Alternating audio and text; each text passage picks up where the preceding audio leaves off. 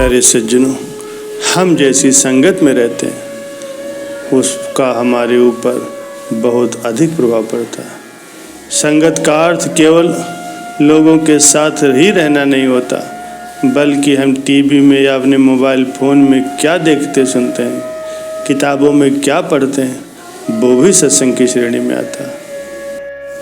प्यारे सज्जनों, सत्संग इस संसार में सबसे बड़ी साधना है।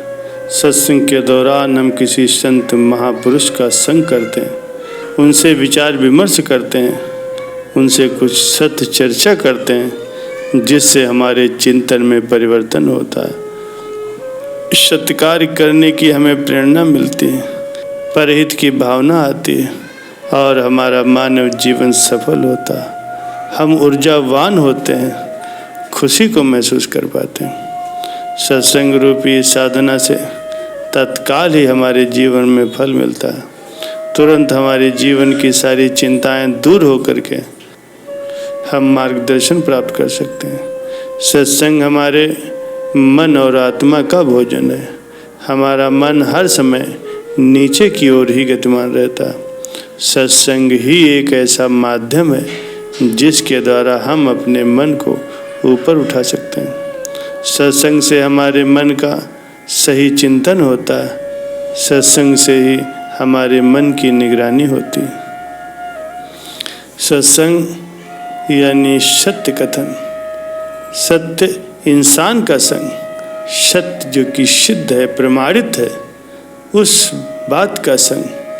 सत्य का संग हमारे जीवन में सुख, शांति, समृद्धि, धन, वैभव, रिश्ते, सफलता और ऐश्वर्य सहित सभी कुछ सामूहिक रूप से लेकर के आता है। सत्य की निरंतर सत्ता बनी रहती है, इसलिए इसका संग करने से मनुष्य को निश्चय ही सफलता मिलती है और उसके जीवन में अपार खुशियाँ आती हैं।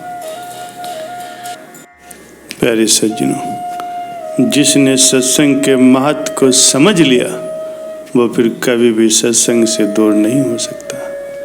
एक बार एक संत के पास एक बहरा आदमी सत्संग सुनने आया करता था। उसके कान तो थे पर वे नाड़ियों से जुड़े नहीं थे।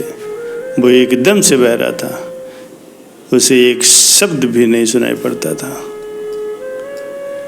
किसी ने संत जी से कहा, बाबा जी, ये जो सामने वृद्ध बैठे हैं वो कथा सुनते सुनते हंसते तो हैं पर वे बहरे हैं। वो 2 बार हंसते हैं, एक तो कथा सुनते सुनते जब सभी लोग हंसते हैं तब, और दूसरा अनुमान लगा करके जब कोई बात को समझते हैं तब अकेले हंसते हैं। बाबा जी ने कहा, जब ये बहरे हैं तो कथा सुनने क्यों आते हैं?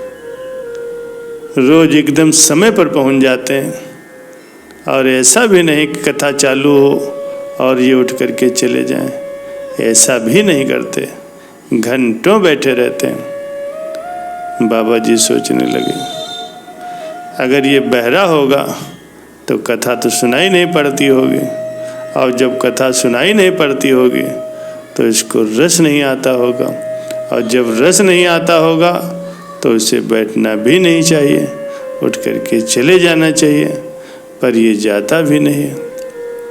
बाबा जी ने उस वृद्ध को बुलाया और उसके कान के पास ऊंची आवाज में कहा, क्या तुम्हें कथा सुनाई पड़ती है?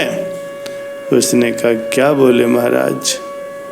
बाबा जी ने फिर और ऊंची आवाज में उससे पूछा, मैं कहता हूँ क्या तुम्हें कथा सुनाई पड़ती है?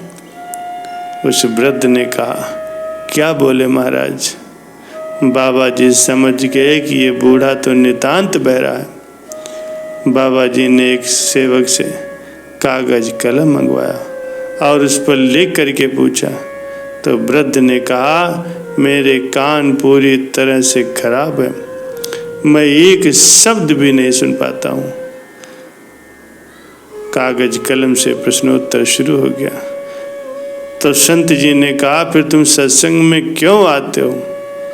उस वृद्ध ने कहा, बाबा जी, मैं कथा सुन तो नहीं सकता हूँ, लेकिन ये तो समझता हूँ कि ईश्वर प्राप्त महापुरुष जब बोलते हैं तो पहले परमात्मा में डुबकी लगाते हैं, और जब संसारी आदमी कोई बोलता है तो उसकी वाणी मन व बुद्धि को छू करके आती है। लेकिन जब ब्रह्मज्ञानी संत बोलते हैं तो उनकी वाणी आत्मा को छू करके आती है। मैं आपकी अमृत वाणी तो नहीं सुन पाता हूँ, पर आपके शब्द मेरे शरीर को जरूर स्पर्श करते हैं। दूसरी बात, आपकी अमृत वाणी सुनने के लिए जो पुण्यात्मा लोग आते हैं उनके बीच बैठने का पुण्य भी मुझे प्राप्त होता है। ये सुन करके बाबा जी सोचने लगे कि ये तो बड़ी ऊंची समझ के व्यक्ति हैं। उन्होंने कहा, आप 2 बार हंसते हैं, आपको हंसने का अधिकार है, किंतु मैं ये जानना चाहता हूँ कि आप सत्संग में समय पर पहुँच जाते हैं और सबसे आगे बैठते हैं, ऐसा क्यों? तो वृद्ध ने कहा, मैं परिवार में सबसे बड़ा हूँ, जैसा बड़े करते हैं वैसे ही छोटे भी करने लगते हैं। मैं सत्संग में जब आने लगा तो मेरा बड़ा लड़का भी इधर आने लगा। शुरुआत में कभी कभी मैं बहाना बना करके उसे ले आता था।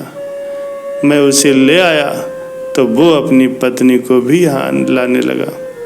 पत्नी अपने बच्चों को लेकर के आई। इस प्रकार से सारा कुटुंब ही सत्संग में आने लगा।